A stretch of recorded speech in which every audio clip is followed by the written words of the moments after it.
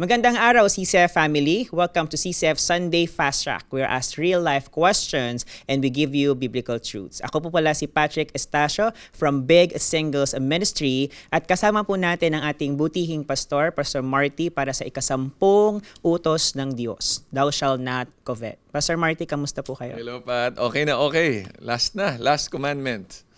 Alright. Pastor Marty, meron po kaming unang katanungan para sa inyo. Ano ang pinagkaiba ng covet sa simpleng pangarap o ambisyon?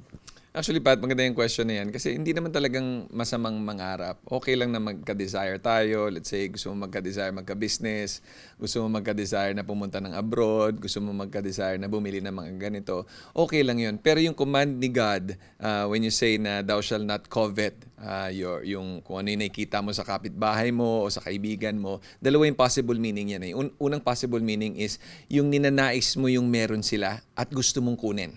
Kaya nga, thou shall not covet what they have or thou shall not covet your neighbor's wife. So, hindi mo pwedeng agawin, hindi mo pwede silang lokohin para makuha yung meron sila.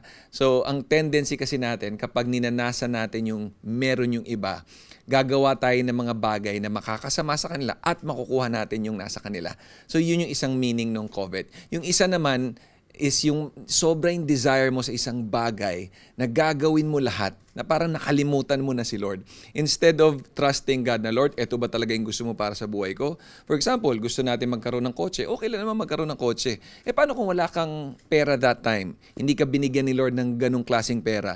Tapos dahil nainggit ka sa kapwa mo o sa kaibigan mo na meron siyang ang ganda-ganda ng kotse, naka Mercedes-Benz, saka ganito na sobrang mahal, na parang ikaw, sige, uutang na lang ako or magagamble ako or mandadaya ako para makakuha ng pera. So, yun ang isang maling paraan na pagkuha ng desire natin. Yun ang difference ng covet at saka yung simpleng pangarap lang. Okay lang mangarap, okay lang humingi kay Lord, pero pag hindi niya binigay, magtatrust tayo sa Kanya at sabihin natin, okay Lord, kung hindi mo to gusto, pagkakatiwalaan kita.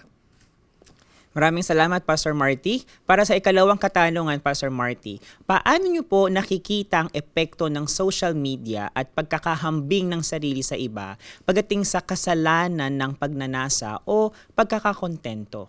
So alam mo, Pat, ito talaga yung problema natin sa mundo ngayon eh. Definitely, ang daming nakikita sa social media, nandun ang Instagram, mga TikTok, nandun din yung Lazada, Shopee. Hindi naman mali na tumingin sa mga ganon. Pero pag the more we look at those things, the more na matetempt tayo na mag-compare. Di ba mainggit ka eh? O ba't siya pumunta siya sa ganitong bansa? O ba't siya meron na siyang ganito? O bakit siya successful na ganito? So, mapapa-compare ka talaga. So, kaya kailangan natin to trust God, to go back to God. Katulad ni Apostle Paul, ang ganda ng sinabi niya sa Philippians chapter 4, verse 19, and my God will supply all your needs according to His riches in glory in Christ Jesus. Dapat hindi tayo nakatingin sa mga bagay-bagay dito sa mundo. Instead, we fix our eyes on Jesus. Kasi hindi naman talaga nagkukulang si Lord eh. So pag naka-fix yung eyes natin kay Jesus, then matututunan natin yung contentment and makaka-say no tayo dun sa mga nakikita natin online, mga nababasa natin, yung natetempt ka na mag-compare, balik ka kay Lord. Balik ka sa nag-provide siya para sa'yo. And I really believe magiging kontento ka.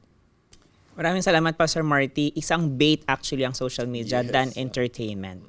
Alright, for our last question, Pastor Marty, ano ang mga practical na hakbang na maipapayo ninyo po upang matutong makontento sa mga biyayang ipinagkaloob ng Diyos at maiwasan ang pagnanasa sa pag-aari ng iba? Actually, yung struggle ng covetousness, it's a heart issue talaga. So para ma-deal natin yan, nagsisimula yan sa puso. So kailangan yung puso natin align kay Lord. Kailangan we ask God, Lord, turuan mo naman ako maging kontento. Kasi ang hirap labanan ng desire, ang hirap labanan ng lust, ang hirap labanan ng ninanasa ko to, gusto ko na to. Lalo na pag nakikita mo, yung mga kaibigan mo all over the world, ang daming mga ganito. Ang hirap labanan. Pero pag nagsispend time ka kay Lord lagi, i-remind ka niya to be content eh. And then, hindi lang yun, tingnan mo yung mga blessing, be grateful dun sa mga blessing na binigay niya sa atin. Kasi, imagine, hanggang ngayon, buhay tayo. Buhay ka, buhay ako. Hindi naman nagkulang si Lord. Meron tayong pagkain, meron tayong mga damit, meron tayong tirahan, pwede tayong sumakay sa sasakyan para makapunta sa isang destination. So, all of these things, it's called counting your blessing. Talagang mag-count ka ng blessing mo kasi hindi talaga nagkulang si Lord eh. And then, isa pang practical na hakbang is maging generous ka.